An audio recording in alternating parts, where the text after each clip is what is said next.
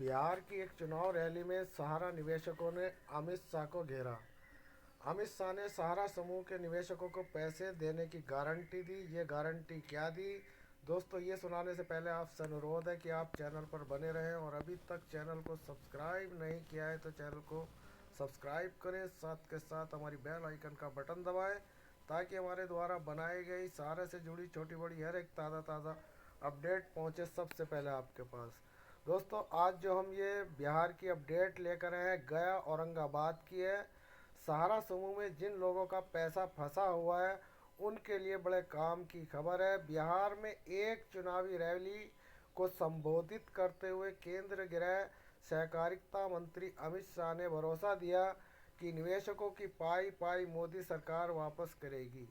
इस मामले पर काम चल रहा है। देरी को लेकर उन्होंने कहा कि कोऑपरेटिव सोसाइटी और कंपनी दोनों में इन्वेस्टमेंट को लेकर परेशानी हो रही है, मगर निवेशकों का पैसा लौटाने पर काफ़ी तेज़ी से काम किया जा रहा है। सहारा में फंसे पैसे को लेकर अमित शाह ने यह कहा। गया के गुरारू में जनसभा को संबोधित करते हुए अमित शाह ने कहा कि अभी कुछ लोग सहारा समूह में लगाए गए पैसे की पेमेंट की बात कर रहे थे। अमित शाह ने कहा कि नरेंद्र मोदी सरकार ने सहारा कोऑपरेटिव सोसाइटी में जितने लोगों का इन्वेस्टमेंट है वो सारा इन्वेस्टमेंट वापस करने का निर्णय किया है।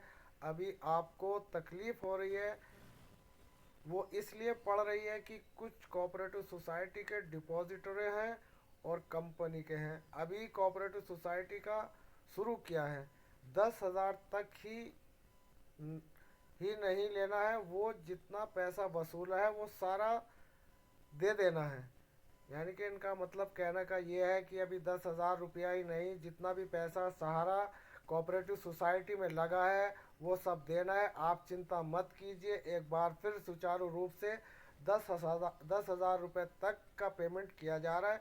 पेमेंट की शुरुआत हो सकती है। मोदी जी ने कहा कि 12 लाख करोड़ रुपए जो घर में डाले न पाई पाई जो गरीबों का लूट कर ले गए वो वापस देना पड़ेगा। तो दोस्तों, ये गेंद किसी और के पाले में डालते हुए यहाँ बात कही गई है कि जो पिछली सरकारें थी उन्होंने कंपनियों को लूटा है और उनसे पाई पाई वापस ली जाएगी। उनका इशारा जो सीधा सीधा था वो सीधा कांग्रेस की तरफ था।